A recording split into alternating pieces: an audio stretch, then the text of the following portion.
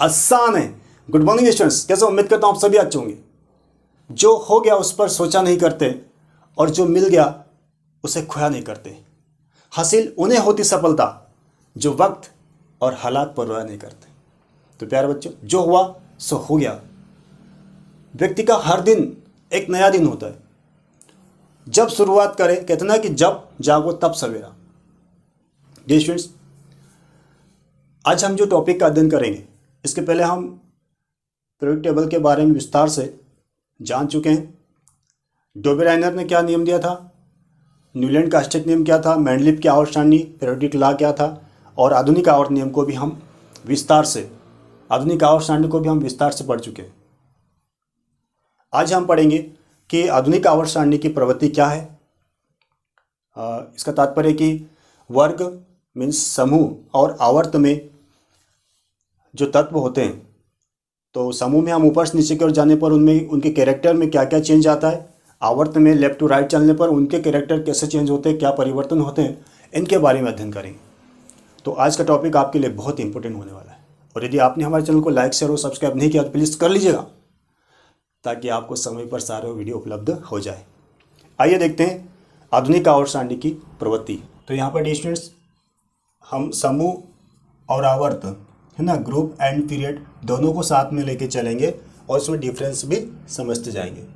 तो पहला हमारे पास में पॉइंट है कक्षों की संख्या।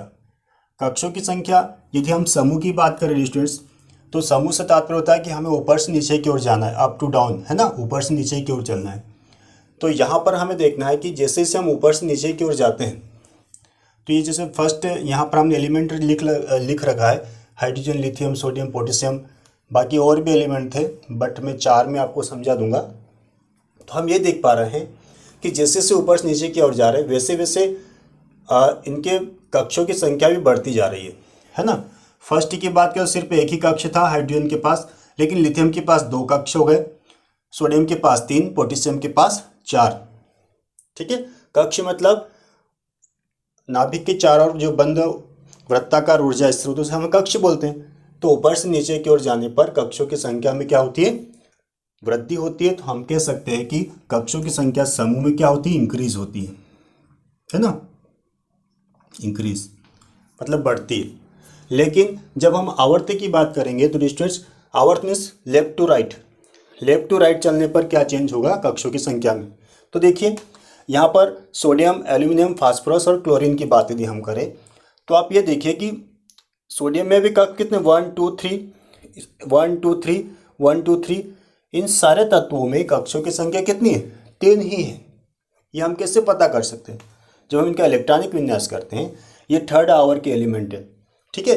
तो जो एलिमेंट जिस आवर्त का होता है डियर स्टूडेंट्स, तो कक्षों की संख्या उसमें उतनी ही होगी। मीन्स ये तीसरे आवर्त के सारे एलिमेंट हैं।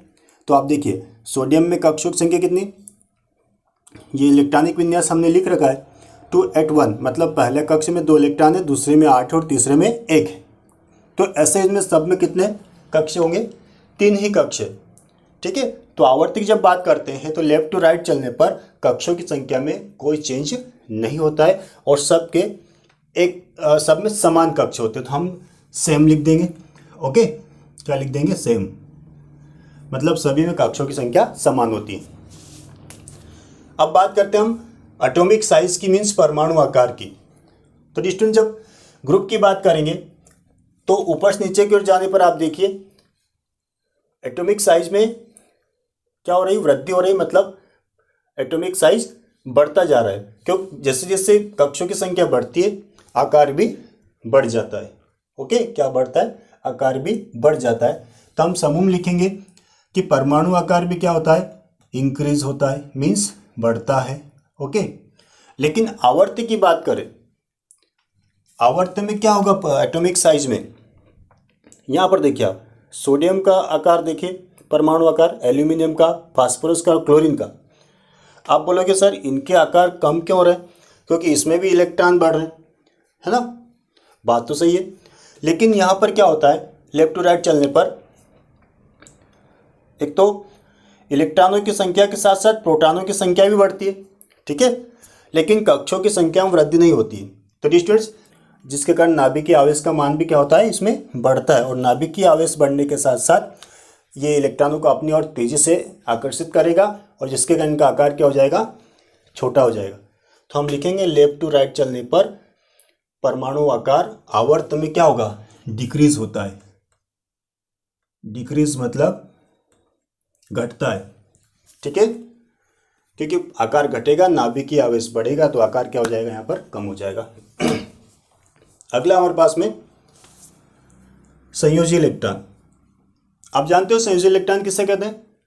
यस, आपके दिमाग में बात होगी कि किसी भी तत्व या परमाणु के सबसे बाहरी कोष में जो इलेक्ट्रॉन होते हैं उन्हें हम क्या बोलते हैं, संयोजी इलेक्ट्रॉन बोलते हैं। ओके, तो देखिए समूह की बात करें तो ये ऊपर से नीचे की ओर जाने पर आप बताओ मुझे कि इसमें संयोजी इलेक्ट्रॉनों की संख्या कितनी।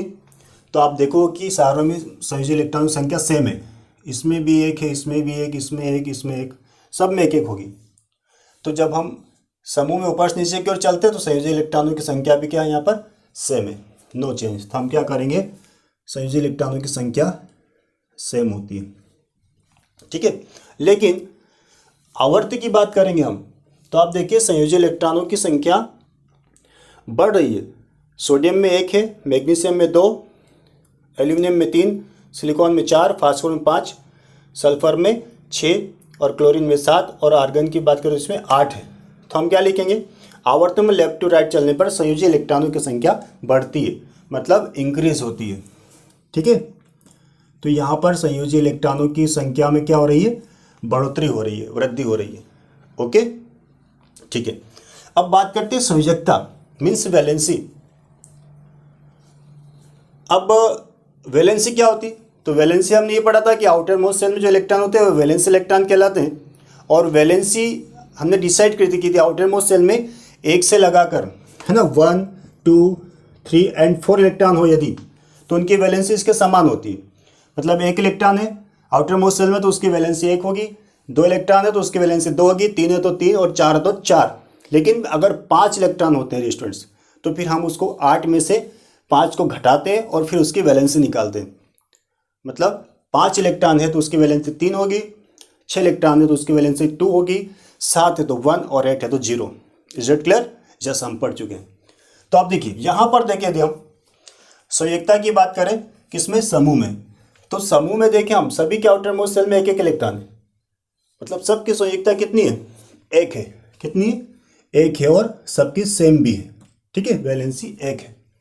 लेकिन आवर्ती की जब हम बात करेंगे तो ये पाएंगे कि हम सोडियम, मैग्नीशियम, एल्यूमिनियम और सिलिकॉन तक तो वैलेंसी क्या होती है, बढ़ती है, 1 to 4। उसके बाद में इसकी वैलेंसी क्या होती है, घटती है, इसके 3, 2, 1 और 0, ठीक है, 1, 2, 3 एंड 4। और उसके बाद यदि हम बात करें, है ना, उसके बाद यदि हम बात करें तो वैलेंसी क्या होगी, उसके बाद वैलेंसी घटना चालू हो जाती है। जैसे ही आउटर मोस्ट सेल में 5 इलेक्ट्रॉन आ रहे हैं तो इसको हम 5 को क्या करेंगे, 8 में से घटा देंगे तो हमें क्या प्राप्त होगी, वैलेंसी 3 प्राप्त होगी। फिर 6 आया है तो 6 को 8 में से घटाएंगे 2 प्राप्त होगी। 7 आया तो 7 में से 8 में से 7 घटाएंगे तो 1 आएगा और 8 आया तो 0 आ जाएगी, ठीक। तो हम ये लिख सकते हैं कि 1 to 4 तक तो वैलेंसी क्या होती है, बढ़ती है, और उसके बाद में 4 के बाद क्या हो जाएगी वैलेंसी, है ना, वैलेंसी क्या हो जाएगी, 3, 2, 1 एंड 0 घटने लग जाएगी। ओके, तो ये वैलेंसी का क्रम होगा किधर चलने पर बताओ आप, लेफ्ट टू राइट चलने पर। ओके, 1 से 4 तक बढ़ रही है इंक्रीज, और उसके बाद में क्या हो रही है, डिक्रीज हो रही है। तो यहाँ पर आप लिख दीजिए ना, इंक्रीज, देन ये हो जाएगी फिर डिक्रीज। ओके, हम जानते हैं ना। अब हम बात करते हैं स्टूडेंट्स, अगली जो प्रॉपर्टी जो है आयनाइजेशन एनर्जी, आयनन ऊर्जा। आयनन ऊर्जा क्या होती है, ये आपको थोड़ा समझना है। तो स्टूडेंट्स होता क्या है, हम ये जानते हैं कि कोई भी जो एलिमेंट होता है, एटम होता है, और उसके आउटर मोस्ट सेल जो होता है वहाँ के इलेक्ट्रॉन वैलेंस इलेक्ट्रॉन कहलाते हैं, और वो इलेक्ट्रॉन किसी भी रासायनिक प्रोसेस में भाग लेते हैं, या तो वहाँ से निकलते हैं या वहाँ पर आते हैं, या फिर वही इलेक्ट्रॉन आपस में किसी और के साथ साझा करते हैं, ठीक है। तो इसको हमें यूँ समझना है कि कोई भी परमाणु है उदासीन अवस्था में, है ना, तो उदासीन अवस्था में उसके संयोजी कोष में से इलेक्ट्रॉन को हमें क्या करना है, निकालना है। ठीक है, किसी उदासीन परमाणु के संयोजी कोष के इलेक्ट्रॉन को बाहर निकालना है। और उस इलेक्ट्रॉन को निकालने के लिए, ठीक है, जो ऊर्जा की आवश्यकता होती है, जितनी ऊर्जा लगती है, उसे हम बोलते हैं आयनन ऊर्जा। ठीक है, कि आयनन ऊर्जा का मान ऊपर से नीचे जाने पर क्या चेंज होगा। तो जैसे जैसे आकार बढ़ता है वैसे वैसे आयनन ऊर्जा का मान कम होता जाता है। क्यों कम होगा? क्योंकि आकार बढ़ने पर न्यूक्लियस और इलेक्ट्रॉन के बीच की दूरी बढ़ती है और बीच की दूरी बढ़ने के साथ साथ नाभिकीय आवेश का मान कम हो जाता है और नाभिकीय आवेश का मान कम होने से आयनन ऊर्जा का मान भी कम हो जाएगा। आकार जितना छोटा होगा आयनन ऊर्जा का मान उतना ज़्यादा होगा, मतलब इलेक्ट्रॉन को बाहर निकालने के लिए उतनी ज़्यादा एनर्जी की आवश्यकता हमें पड़ेगी। तो बात समझ आयनन ऊर्जा क्या होती है कि किसी उदासीन परमाणु के संयोजी कोष में से इलेक्ट्रॉन को बाहर निकालने के लिए आवश्यक ऊर्जा की मात्रा को हम क्या बोलते हैं, आयनन ऊर्जा कहते हैं। अब बताओ मुझे कि समूह में आयनन ऊर्जा का मान बढ़ेगा कि घटेगा ऊपर से नीचे आने पर।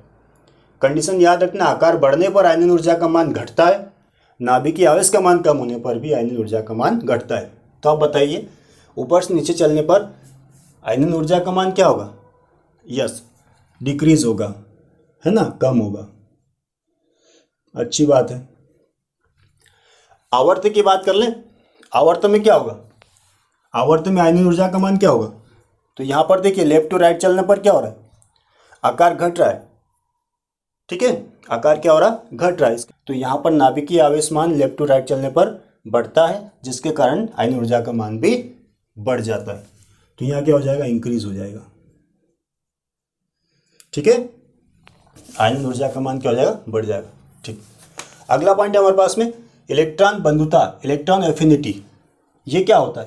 तो स्टूडेंट्स, इसका मतलब होता है कि किसी भी एटम या परमाणु का इलेक्ट्रॉनों के प्रति लगाव, चाहत, ठीक है, वो चाहता है कि अपने साथ में और इलेक्ट्रॉनों को जोड़ ले। वो कैसे जोड़ेगा? तो ये देखें, इसकी सिंपल डेफिनेशन देखें तो हम, कोई भी उदासीन परमाणु होता है वो अपने संयोजी कोष में क्या करता है? संयोजी कोष में यदि इलेक्ट्रॉन जोड़ता है और उस इलेक्ट्रॉन के जुड़ने के बाद जो ऊर्जा निकलती है ना, इलेक्ट्रॉन को जोड़ने पर जो ऊर्जा मुक्त होती है या निकलती है, उसे हम बोलते हैं इलेक्ट्रॉन बंधुता। ठीक है, और इलेक्ट्रॉन बंधुता का मान देखिए कब बढ़ेगा और कब घटेगा। तो ये बात सुनिए कि इलेक्ट्रॉन बंधुता क्या होती है। तो इलेक्ट्रॉन बंधुता होती है किसी उदासीन परमाणु के संयोजी कोष में इलेक्ट्रॉन जोड़ने पर जो ऊर्जा निकलती है ना, जो ऊर्जा निकलती है उसे हम बोलते हैं इलेक्ट्रॉन बंधुता। और ये इलेक्ट्रॉन बंधुता वर्ग में यदि हम ऊपर से नीचे की ओर जाएंगे तो इसका मान भी कम होता है या इसका मान घटता है। क्या होता है? इसका मान घटता है या इंक्रीज के बजाय क्या होती है? डिक्रीज होती है। क्यों? क्योंकि परमाणु आकार बढ़ेगा, परमाणु आकार बढ़ने पर नाभिकीय आवेश का मान कम होगा और नाभिकीय आवेश का मान कम होने के कारण इलेक्ट्रॉन बंधुता का मान भी कम हो जाता है, मतलब डिक्रीज हो जाता है। ओके, परमाणु आकार बढ़ने पर और नाभिकीय आवेश मान कम होने पर इलेक्ट्रॉन बंधुता का मान यहाँ क्या हो रहा है? डिक्रीज हो रहा है, घट रहा है। ओके, अब इसके जस्ट विपरीत आवर्त की बात करेंगे तो आवर्त में इलेक्ट्रॉन बंधुता क्या होगी? आवर्त में इलेक्ट्रॉन बंधुता देखिए, एटॉमिक शेप, साइज कम हो रहा है। ठीक है, लेफ्ट टू राइट चलने पर परमाणु आकार क्या हो रहा है? कम हो रहा है। और परमाणु आकार जब कम होता है तो नाभिकीय आवेश का मान बढ़ जाता है और इलेक्ट्रॉनों को आसानी से अपनी ओर आकर्षित करके रखता है ना। तो यहाँ इलेक्ट्रॉन बंधुता क्या होगी? बढ़ेगी। तो हम लिखेंगे इलेक्ट्रॉन बंधुता क्या हो जाएगी? इंक्रीज होगी। ओके, अगला पॉइंट है हमारे पास में विद्युत ऋणात्मकता। ठीक, ये क्या है? तो डियर स्टूडेंट्स, इसको हम यूँ समझे, है ना, ये कब बढ़ेगी और कब घटेगी। तो विद्युत ऋणात्मकता से तात्पर्य ये होता है कि कोई परमाणु जो है ना, उसकी वो क्वालिटी या वो क्षमता जो किसी सहसंयोजी बंध के इलेक्ट्रॉनों को अपनी ओर आकर्षित करती है, वो ताकत, मतलब किसी परमाणु के द्वारा सहसंयोजी बंध के इलेक्ट्रॉनों को अपनी ओर आकर्षित करने की जो क्षमता होती है, किसी परमाणु हो सकता है, कोई परमाणु, उसे हम बोलते हैं उसकी विद्युत ऋणात्मकता या इलेक्ट्रोनेगेटिविटी। अभी विद्युत ऋणात्मकता का मान जब समूह की बात करेंगे, ये कब घटेगी और कब बढ़ेगी, तो ये भी जब एटॉमिक साइज बढ़ता है तो इसका मान कम होता है, और एटॉमिक साइज कम होता है इसका मान बढ़ता है। ठीक है, तो हम जब समूह की बात करेंगे तो समूह में ऊपर से नीचे उठ जाने पर इलेक्ट्रोनेगेटिविटी क्या होगी, कम होगी। क्यों कम होगी, क्योंकि शेप बढ़ रहा है, न्यूक्लियस चार्ज कम हो रहा है, जिसके कारण इलेक्ट्रॉनों को अपनी ओर खींचने की क्षमता भी उसकी कम हो जाएगी। मीन्स समूह में इलेक्ट्रोनेगेटिविटी क्या होगी, डिक्रीज होगी। ओके, लेकिन पीरियड की बात करेंगे, तो एटॉमिक साइज कम हो रहा है, न्यूक्लियस चार्ज बढ़ रहा है, जिसके कारण इलेक्ट्रोनेगेटिविटी क्या होगी, इंक्रीज होगी। ओके, धात्विक गुण, मेटेलिक कैरेक्टर। अब देखिए मेटेलिक कैरेक्टर समूह और आवर्त में क्या चेंज होगा इसमें, तो यहाँ पर देखिए स्टूडेंट्स, जब हम समूह की बात करेंगे ऊपर से नीचे की ओर आने पर सबसे पहला जो एलिमेंट है समूह में, जैसे हाइड्रोजन, ये क्या है, अधातु, नॉन मेटल है। लेकिन जैसे जैसे हम ऊपर से नीचे आ रहे थे तो सारे हमें क्या प्राप्त हो रही है, मेटल प्राप्त हो रही है। तो आपको ये तो पता चल रहा होगा कि समूह में ऊपर से नीचे की ओर जाने पर धात्विक गुण बढ़ता है, इंक्रीज होता है, मेटेलिक कैरेक्टर बढ़ता है। तो क्या करेंगे हम, ये होता है इंक्रीज, मीन्स बढ़ता है। लेकिन आवर्त की जब हम बात करेंगे इसके जस्ट उल्टा होगा। जिसमें लेफ्ट टू राइट चलने पर ये मेटल है, मेटल मेटल नहीं, ये नॉन मेटल, बीच वाले हमने एलिमेंट अब लिए नहीं, सारे के शेप बनाते तो ज़्यादा स्थान चाहिए था। तो आप यूँ समझिए, सोडियम, मैग्नीशियम, एल्यूमिनियम, यहाँ तक तो हम आ रहे हैं, ये मेटल है, लेकिन इसके बाद इधर जा रहे हैं तो हमें क्या प्राप्त हो रही है, सब नॉन मेटल प्राप्त हो रही है ना। मतलब धात्विक गुण क्या हो रहा है, कम हो रहा है, मीन्स डिक्रीज हो रहा है। समूह में इंक्रीज हो रहा था लेकिन आवर्त में डिक्रीज हो रहा है, तो हम लिखेंगे डिक्रीज होता है। ओके, ये बात समझ आ गई। मेटल की क्वालिटी क्या होती है, इलेक्ट्रॉन निकालकर पॉजिटिव आयन बनाना। तो हम देखिए ऊपर से नीचे आने पर इलेक्ट्रॉन निकालने की टेंडेंसी बढ़ती है ना, शेप बढ़ता है, नाभिक की आवाज़ कम होता है, इलेक्ट्रॉन आसानी से रिलीज हो जाता है। लेकिन लेफ्ट टू राइट चलने पर शेप कम होता है, नाभिक की आवाज़ बढ़ता है, इलेक्ट्रॉन आसानी से रिलीज नहीं हो पाता है, आसानी से नहीं निकल पाता है। तो ये क्वालिटी भी तो होती है ना मेटल नॉन मेटल की। ठीक है, तो यहाँ पर क्या हो रहा है, शेप कम हो रहा है, न्यूक्लियस चार्ज बढ़ रहा है और इलेक्ट्रॉन निकलने की प्रवृत्ति कम हो रही है। ठीक है, तो लेफ्ट टू राइट चलने पर धात्विक गुण घटता है, मतलब पहले मेटल प्राप्त होगी, उसके बाद में बीच में सेमी मेटल भी प्राप्त होगी, है ना, और फिर इधर चलते जाएंगे, आगे बढ़ेंगे तो नॉन मेटल प्राप्त होगी। तो हम क्या लिखेंगे यहाँ पर, डिक्रीज होता है। अगला हमारे पास बेसिक ऑक्साइड, क्षारीय ऑक्साइड। क्षार क्या होता है, अम्ल क्या होता है, ये हम पढ़ चुके हैं स्टूडेंट्स, है ना। बेस का जो कैरेक्टर होता है वो एसिड के साथ रिएक्ट करके उसे न्यूट्रल कर देता है। ओके, वाटर एंड सॉल्ट बनाता है। तो ये सारी प्रॉपर्टीज हम पढ़ चुके हैं। अब हमें देखना है कि क्षारीय ऑक्साइड, तो देखा हमने कि जब हमने इनमें एक डिफरेंस पढ़ा था मेटल नॉन मेटल में, तो मेटल सारे कौन सा ऑक्साइड बनाती है, क्षारीय ऑक्साइड बनाती है। और जो जितनी अच्छी मेटल होगी वो उतना अच्छा ऑक्साइड बनाएगी। कहने का तात्पर्य होता है कि जब समूह में ऊपर से नीचे की ओर चलते हैं, ठीक है, तो ये बेसिक ऑक्साइड की जो प्रवृत्ति होगी वो बढ़ेगी। क्यों बढ़ेगी, क्योंकि इलेक्ट्रॉन निकालने की टेंडेंसी बढ़ती है, और हम बोलते हैं जो जितना अच्छा मेटल होता है उतनी जल्दी इलेक्ट्रॉन को बाहर निकाल देता है। तो आप यहाँ पर ये याद रखना है कि सारे ऑक्साइड की बात करेंगे तो ये यहाँ पर क्या होगा, इंक्रीज होगा। क्या होगा, इंक्रीज होता है, मतलब बढ़ता है। ये प्रॉपर्टीज़ क्या होती, बढ़ती है। लेकिन आवर्त में समझ गए, यस, आवर्त में क्या होगा, डिक्रीज होगा। मतलब ये गुण क्या होगा, घटेगा, क्योंकि शेप कम होगा, इलेक्ट्रॉन निकालने की क्षमता कम हो जाएगी, इसलिए सारे ऑक्साइड वाली प्रवृत्ति भी कम हो जाएगी। Okay, yes. अधात्विक गुण उल्टा, जस्ट उल्टा। अधात्विक मतलब ऊपर समूह की बात करें, ऊपर नीचे की ओर जाने पर अधात्विक गुण घटता है, राइट। तो नॉन मेटल गुण क्या होगा, कम होगा, है ना, क्योंकि ऊपर मेटल नॉन मेटल थे, नीचे सब मेटल आ रहे हैं। तो हम समूह की बात करेंगे तो ये क्या होगा, डिक्रीज। लेकिन आवर्त की बात करें, बताओ जल्दी, आपके दिमाग में बात आ गई, यस। लेफ्ट टू राइट चलेंगे तो पहले धातु प्राप्त होती है, फिर उपधातु और फिर अधातु। मतलब अधात्विक गुण क्या होगा, इंक्रीज होगा, मतलब बढ़ेगा। बात समझ आ गई? यस। अब लास्ट पॉइंट बचा हमारे पास, अम्लीय ऑक्साइड। कौन सा बचा है? अम्लीय ऑक्साइड। अम्लीय ऑक्साइड बनाने की प्रॉपर्टीज किसके पास ज़्यादा होती है? नॉन मेटल के पास।